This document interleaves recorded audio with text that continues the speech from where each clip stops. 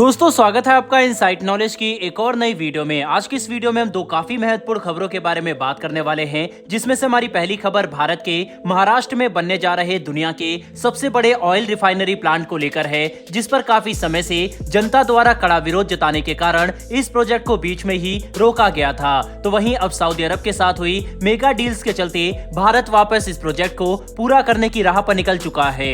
वहीं पर हमारी आज की दूसरी खबर भारत के जाने माने बिजनेसमैन रतन टाटा जी के हवाले से निकलकर सामने आ रही है, जिसके मुताबिक वे अब तक का सबसे बड़ा इन्वेस्टमेंट यूके में करने जा रहे हैं, जिसकी वजह से यूके में एक काफी बड़ी डेवलपमेंट दस्तक देने वाली है। आखिर ये इन्वेस्टमेंट के क्षेत्र में और कहां किया जाने वाला है, साथ ही सऊदी और भारत के महाराष्ट्र में बनने जा रहे ऑयल रिफाइनरी प्लांट को लेकर क्या सौदेबाजी हुई है, जानेंगे आज की इस वीडियो में। लेकिन उससे पहले अगर आप हमारे चैनल पर पहली बार आए हैं तो नीचे दिए गए सब्सक्राइब बटन को प्रेस कर बेल आइकन जरूर दबा लें, जिससे कि हमारी लेटेस्ट वीडियोस की नोटिफिकेशन आप तक सबसे पहले पहुंच सके। दरअसल दोस्तों काफी समय पहले महाराष्ट्र सरकार द्वारा Ratnagiri refinery and petrochemicals limited परियोजना का एक प्रस्ताव दिया गया था, जिसे दुनिया के सबसे बड़े रिफाइनरी प्लांट के रूप में जाना जाता है। ये रिफाइनरी महाराष्ट्र के कोस्टल रत्नागिरी डिस्ट्रिक्ट के बारसू गांव में स्थापित की जानी है। ये project Saudi Aramco, Abu Dhabi national oil company, Indian oil corporation limited, Bharat petroleum corporation limited और हिंदुस्तान पेट्रोलियम कॉर्पोरेशन लिमिटेड का एक जॉइंट वेंचर है। लेकिन बारसू, सोलगांव और पड़ोसी गांव के सैकड़ों निवासी सरकार के इस फैसले का लगातार विरोध कर रहे थे, क्योंकि वे एनवायरमेंट और वहां रहने वाले लोकल लोगों के रहन सहन पर पड़ने वाले बड़े प्रभाव को लेकर चिंतित है। गांव के लोगों ने रिफाइनरी और पेट्रोकेमिकल इकाई द्वारा निकलने वाले हानिकारक गैस को लेकर भी अपनी चिंता व्यक्त की थी, जिस वजह से इस प्रोजेक्ट को बीच में ही रोकना पड़ा। लेकिन अब वहीं दुनिया की सबसे बड़ी तेल रिफाइनरी की उम्मीद वापस से जाग उठी है, जो पिछले कुछ सालों से राजनीति और विरोध में फंसी हुई थी। आपको बता दें, कुछ दिन पहले ही अभी प्रधानमंत्री नरेंद्र मोदी और सऊदी अरब के क्राउन प्रिंस मोहम्मद बिन सलमान इस परियोजना को तेजी से आगे बढ़ाने के लिए एक जॉइंट टास्क फोर्स बनाने पर अपनी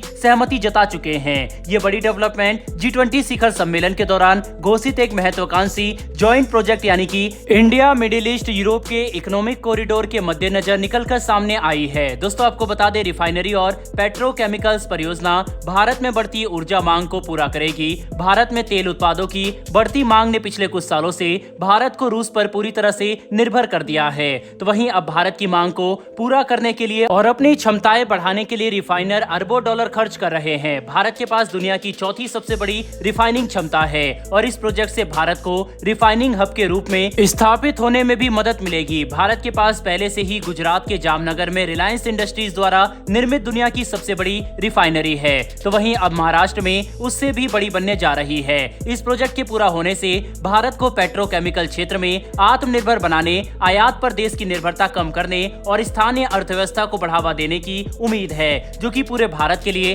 काफी अच्छी बात है। बहरहाल दोस्तों, इसी के साथ बढ़ते हमारी दूसरी खबर की तरफ, जिसे जानने के बाद आप लोगों को हमारे देश के उद्योगपति रतन टाटा जी पर काफी ज्यादा गर्व होगा। ये बात तो हर कोई जानता है कि टाटा इंडस्ट्रीज इस वक्त विदेश में किस तरीके से बड़ा इन्वेस्टमेंट करके भारत के फ्यूचर को एडवांस, कॉम्पिटिटिव और फ्यूचरिस्टिक बना रही है। लेकिन हाल ही में एक ऐसी खबर निकलकर सामने आई है, जिससे ये बात साबित होती है कि अब हमारा देश उस लिस्ट से बाहर आ चुका है, जिनमें उन देशों का नाम शामिल है जिन्हें अपने आप को डेवलप करने के लिए विदेश से आए हुए इन्वेस्टमेंट पर निर्भर रहना पड़ता था। बल्कि हमारा नाम अब उस लिस्ट में शामिल हो चुका है जो अपनी काबिलियत और पैसे के दम पर दूसरे देशों में निवेश करके उनके इंडस्ट्रियल सेक्टर को बेहतर बनाने में योगदान दे रही है। हाल ही में बिजनेसमैन रतन टाटा ने यूके में एक बहुत बड़े निवेश की तैयारी शुरू कर दी है। स्क्रीन पर आप आर्टिकल का स्क्रीनशॉट देख सकते हैं, जिसके अनुसार टाटा स्टील्स और ब्रिटेन की सरकार के बीच पोर्ट टालबोट प्लांट को लेकर एक बहुत बड़ा निवेश होने वाला है, जिसकी कुल कीमत 1.25 अरब पाउंड बताई जा रही है। आपकी जानकारी के लिए बता दें, ये निवेश टाटा स्टील्स और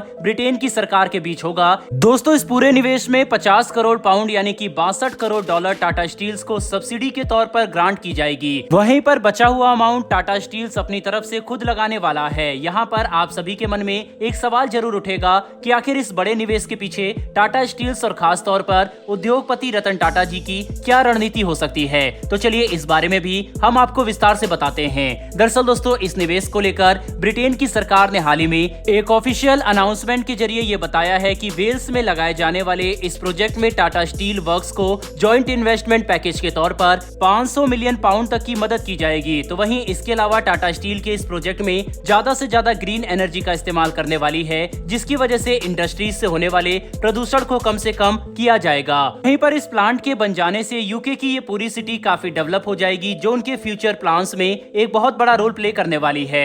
वहीं इस समझौते को लेकर टाटा ग्रुप के चेयरमैन एन चंद्रशेखर ने कहा है कि यह समझौता ब्रिटेन के लिए इंडस्ट्रियल वैल्यू चेन के मामले में एक रीडिफाइनिंग मोमेंट साबित होगा। वहीं इस इन्वेस्टमेंट से ये बात साफ पता चलती है कि हमारे देश के उद्योगपति और हमारे देश का इंडस्ट्रियल सेक्टर इतना मजबूत और आधुनिक हो चुका है कि हमसे भी ज्यादा बड़े और डेवलप नेशन भी अब हम पर निर्भर होने लगे हैं। यानी कि यह माना जा सकता है कि अब वह दिन दूर नहीं जब दुनिया की लार्जेस्ट और most strong and develop economy में भारत का डंका पूरे विश्व में गूंजेगा। बहरहाल दोस्तों, इस वीडियो में इतना ही, लेकिन दुनिया भर में भारत का नाम ऊंचा करने वाली भारत की टाटा कंपनी के लिए कमेंट बॉक्स में एक जय हिंद जरूर लिखिएगा। साथ ही हमारी आने वाली डेली ऐसी वीडियो के लिए चैनल को सब्सक्राइब कर बेल नोटिफिकेशन अवश्य दबा लें। फिर मिलेंगे ऐसी एक नई वीडियो के साथ। धन्यवाद। जय हिंद।